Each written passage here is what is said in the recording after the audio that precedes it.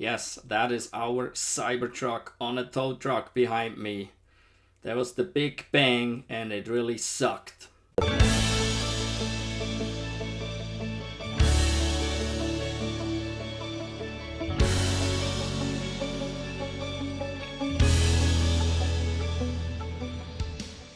It was just another beautiful day in rural Montana last summer, and all we had to do is load up two ride-on lawnmowers onto my father-in-law's flatbed trailer and tow that trailer about 40 miles to his place, unload the two, load up another one, and come back home. Sounds simple, doesn't it? Unfortunately, I don't have any video recording of that. I didn't think anything would be happening that's interesting at all. It was just another day in real life. And that is important. This here is real life. We live with that truck. That truck works for us. Same thing with our electric vehicles. We don't stage things or make up things. No, we live with them and we record our actual experiences with them. So like if we go on a road trip or whatever. But that day, well, that was just a 40-mile trip up there, unload a couple lawnmowers, get another one, come back. Really no big deal, right? Didn't expect anything. It was a beautiful day. We had nice and sunshine. It was warm. It wasn't too hot. It was just perfect. As you can see here in this picture, that's at our place before we left. We have the two lawnmowers on there. Everything looks beautiful. Yeah, couldn't be any better. The truck's ready to go. The trailer's ready to go. Everything's ready. There's really not an issue. What was a bit crappy is getting lawnmowers onto one of those trailers because you got ramps in the back, and so the ramps go like this up, right? And then the trailer is flat. And so right here, where we got that angle, the mower deck itself hangs up right there. So what you have to do is either lift that lawnmower up and over the edge there at the back end of the trailer while you're loading. You could use a winch and just pull it and force it over, but you might damage the deck, so that's not really a good option. Or what I in general do is I crank the tongue jack off the trailer and I bring the front end of the trailer up. So as I bring the front end of the trailer up, that kind of takes away this angle like this, right? Because the back end comes down. Everything behind the axles goes down. So like this. And that's what I done to load it up. But I didn't crank the jack because the Cybertruck has air suspension. We can get that thing up to like 16 inches of ground clearance. So hell no, no cranking.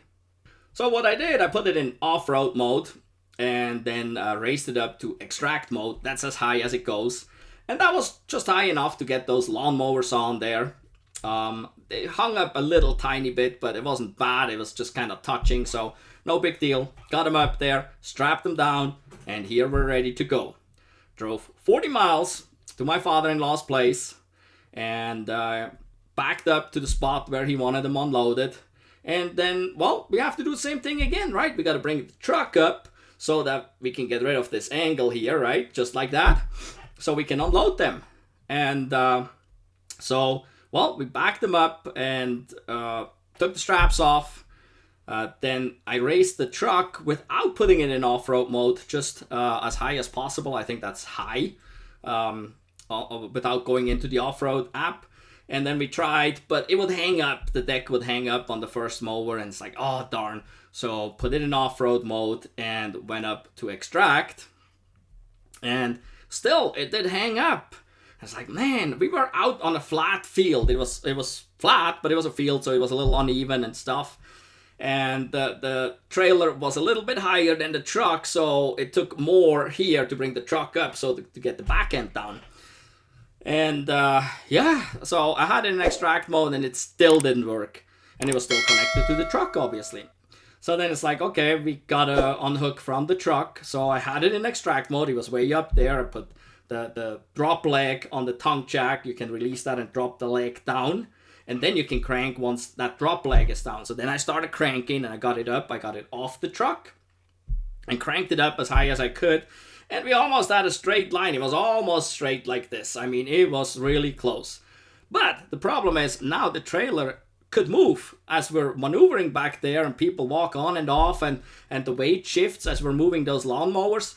and there's a chance that that front end of the trailer would hit the truck somehow.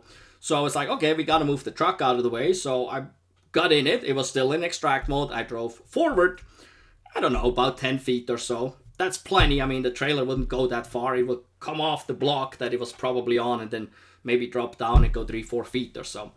So I drove it away, got out of the truck, left it in extract mode, didn't think a thing about it because what does it matter? It doesn't matter at all, right? So we unloaded the one lawnmower, we got to the second one, and as we're unloading, we hear that big bang. I mean, it was loud. It was an explosion. And, well, we looked around and we looked at the truck, and nobody really knew what happened. But, so we looked up there and it's like, what the heck happened? Did the battery explode? That was what came to mind for some people. I didn't think it was the battery. I actually thought it was a tire that blew up because I noticed that the back end of the truck was down. The front end was still up, but the back end was down, especially on the driver's side. And so I thought, oh shoot, a tire blew up, because that is a pretty common failure. A tire can blow up. Maybe we got something in it or whatever, right? And oh shit, okay. So I just said, it's probably a tire that blew. Let's unload the lawnmower and then we'll go from there. So we unloaded the lawnmower. Then I went up there and looked at it, and this is how the truck looked like. Well, the tires were inflated, all 4 of them. But the back end, especially on the driver's side, was basically sitting down on the tire almost. It wasn't touching, but it was down there. It was like entry mode or even lower. So it's like, whoa, that is not a good sign. So being familiar with air suspensions, I then knew that the airbag, and that's not an airbag inside the cabin, that's the airbag of the suspension that raises and lowers the truck and is actually the spring for the truck. So that airbag on the driver's side rear, I was pretty sure that it popped, that it exploded. And it's like, wow, couldn't get in there. I mean, it was too low. I couldn't get under there and see anything. And so at this point, it's like, well, I'm probably not going to take the trailer with the other lawnmower back home. We got to leave the trailer here. But now what are we going to do with the truck, right? So we drove the truck off the field. Well, we limped it very slow. It was a somewhat hard ride. I lowered it to, I think, medium or low ride height. And then it looked almost level, looked almost like everything's fine. But we got it up there closer to my father-in-law's place, and we got a floor jack out, and we started raising up the back end, and I got a flashlight and crawled on there. And couldn't really see, but it looked like the airbag popped off the strut. And I reached up there, and that's what it felt like, the airbag, basically. It didn't explode and shred. That's what I initially expected. It felt more like the back just popped off the base plate on the bottom. So, and now it's like, oh, what the heck are we going to do, right? I mean, we had fault messages on the screen that the air suspension has a fault, it's disabled, that we need to make a service appointment. It's like, well, we're 40 miles away from home. How the heck do we get home? We definitely can't take the trailer. But the air suspension still had air in it. So the truck must have just shut off a valve that supplies air to that particular bag. And it's got those valves because there's the camp mode or whatever it's called, the Cybertruck tent mode, I think it's called, right? Which allows you to level the truck when you have a cyber tent, or you can even do it without the cyber tent. But it will level the truck so you can sleep, without rolling out of the bed. So that requires that each bag can be individually raised and lowered. And so the truck, at that point, when this thing exploded, must have cut off, closed that valve, so no air was escaping, and the other bags still had air in it. Now, unfortunately, the system was shut down, which means the compressor would not come on and give air back to the other 3 bags either. And as you're going down the road and this bounces around, you may lose a little air here or there or something. So, it's possible to drive like that. So I limped it home 40 miles. I mean, it was nice paved road overall, except for the last couple miles coming home. And it worked fine. There was no additional damage, but it was not the most comfortable ride. Obviously, we went a lot slower.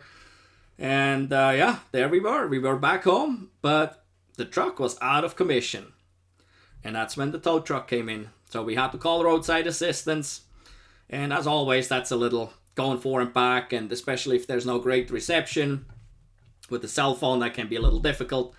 But we got a hold of roadside assistance. We were able to kind of explain what's going on. I don't know if they really understood or not. But they had a hard time finding a tow truck. And I was like, what the heck? So we had friends that live out in the direction towards the service center, about, I don't know, maybe a third of the way there or so. And they have a towing company. And so we told them, hey, we just contacted our friends. They can tow this truck there. If you can't find one, this is what we need to do. And then the person on roadside assistance, well, I have to check with our own providers. And so eventually they got a hold of someone. And by the way, this was obviously on a weekend, right? I mean, it was not like during the week, and it was towards the end of the day. So, but yes, they got a hold of their provider, which was in Spokane, which is basically next door to Liberty Lake, where the service center is, where the truck needed to go. And this is all under warranty. So Tesla covers up to 500 miles of towing under warranty, by the way. So I didn't have to worry about that at all. This is not my problem, other than I'm out of a truck, which kind of sucks. And at the same time, we had to go for my daughter's 4-H meetings, and we had to get the tow truck coming and all this stuff. It was a little tight there, but we went to the 4-H meetings, and the tow truck driver, she called us as we were actually on the way back from the meetings about 2 hours later, because it's about a 3-hour drive for a tow truck from Spokane to Montana, where we live. So we had a little bit of time, but yeah, so she called us that she's getting off the interstate, and so we were already on the way there. We got off the interstate, and then on the way up out into the boonies, we actually found her and passed her, and so we got in front of her so she could follow us. Obviously, we didn't drive the truck at that time. We drove our, I don't remember, the Model 3 or the Model S. One of the two. I don't remember now. I think it was the Model 3. So, and the lady followed us to our place. She was an amazing driver. And she backed in there, turned around in a tight spot. She drove the Cybertruck onto the flatbed. There was no need to winch it up or anything. The truck drove just fine. We gave her the key. We got all our stuff out of it before we loaded it up, so that was kind of another thing. We had to just grab everything because we have a lot of stuff in there. And you fill up that frunk with stuff, and then we had some stuff in the bed. We had some stuff in the storage underneath the bed. There was a lot of stuff. We just had to get this all out real quick. She was patiently waiting, then drove it up there, tied it down, and, well, off she went with our truck, right? And about 3 hours later, she dropped it off in Spokane at the service center. And then, well, that is a story of its own right there. That's a story for another time. But, well, eventually they got it fixed. Let's put it this way. It took way longer than expected. We basically needed this truck to go on vacation. And if you've been following the channel, then you know what we drove going to Canada. And this was a loaner car from Tesla. So, but yeah, Tesla fixed it. They replaced the airbag, and ever since we have done this same thing multiple times again. I had it in extract mode multiple times again to load or unload trailers, as well as when I was getting stuck here in 2 feet or more of snow during the winter. I had to get it up into extract mode, and so we haven't had an issue since. But it was a scary day when this thing exploded. This was loud. And yes, so my father-in-law and my wife, they both thought the battery exploded. I don't know why, but it seems like people just think the battery explodes. To me, it was like a tire exploded, because that's what it sounded like. Well, it was a rubber airbag. It's just like a rubber tire. It sounds the same. So yeah, it kind of sucked because we were without the truck that we wanted for vacation. And so until it was supposed to be ready before vacation, which was about 2 weeks, and it didn't work out. It took him longer and whatever. So we got a loaner to go on vacation, and eventually we got the truck back. And, well, as I said, everything's okay, and we're still doing the same stuff. This should not have happened. What's the cause? Who knows? It's just a part failure. It happens. I worked on big rigs, semis, for most of my life. huge motorhomes, buses, they all have air suspensions. Those backs, they fail every so often. It happens.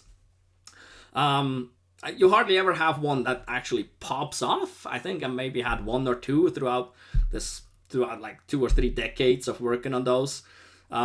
Usually they fail and rip and shred, but so this one, I guess this was basically a part failure. The new part was just not right, but it was all covered under warranty. So we were back in business after vacation, and yeah, it's been a great truck ever since. So, but this was a scary day. This was a sad day. And it sucked for the 2 weeks before we went on vacation to not have the truck when we really needed the truck too, because we needed to transport stuff. And yeah, but what you want to do, right? You can't do anything about it. You gotta make it work. It has nothing to do with this being an EV or being a Cybertruck. Any other truck could have had that failure. Well, there are not that many trucks out there that actually have air suspension. I think the Ram, the Dodge half-ton has air suspension. One of the fancy ones, the higher end trims, I believe, has air suspension. I don't know if any other trucks do. Some of the SUVs do, but well, I mean, this air suspension is great and has worked great for us. It makes for a comfortable ride, and it helps with trailer unhooking and hooking up, obviously, because you can just use the air suspension. So you just drop it, you back up, you raise it, and the trailer is basically hooked, so you don't have to crank on the jack like a maniac with all the weight on it. And with loading and unloading of stuff, just raising it to extract mode usually helps and is enough to get stuff up there and off the trailer again. So it's overall a great thing. But again, it was a scam. Well, that was it. I just wanted to tell you that story real quick. I don't think this is something that if you own a Cybertruck you would have to expect that this happens to you. This is probably a one-off weird things, a fluke that just happened. So I would not worry about that. And like I said, we've been using extract mode ever since. Again, we use the air suspension all the time, and it's not been a problem whatsoever since. It was just, this was a bad part to begin with, and so that's why it failed. I think we were around probably 5,000 miles or so at the time. So yeah, overall, it just sucked that the truck was gone and we could have used it. But other than that, no big deal. We got it back and it's been great ever since. So, and by the way, if you noticed, our truck has a lot of cool accessories on it. And some of them are from here, from EVBASE. There's a link down below in the description to several of the accessories. There's also a discount code for EVBASE down below in the description. So click one of those links, get to the EVBASE website, look for the Cybertruck accessories, look for the other Tesla model accessories. There's Model 3, Model Y, Model S, Model X. They have accessories for all those. They also have a few for some of the other EVs like the Chevy Bolt, the Mustang Mach-E, and so on. So there's a few more accessories, but mainly for Tesla and Cybertruck. So yeah, make sure you use one of the links down below to get to EVBASE's website. And use our discount code so you can get them even cheaper than they're advertised on there. And it helps out the channel a little bit too. So it's very much appreciated if you get something from there. And don't forget, give us a thumbs up for this video. And if you're new to the channel, go watch our other videos. We have tons of content, Cybertruck content, winter driving content. Winter driving is always a big question, so go check that out. Winter driving content, got lots of videos. It's all real life. We have road trips, 1,000 miles in a day with the Model 3, 1,000 miles in a day with the Cybertruck. So go check those videos out and give them a thumbs up. You know, make sure you are subscribed and hit the notification bell so you don't miss out on any of the future videos. In any event, thank you for watching. Goodbye.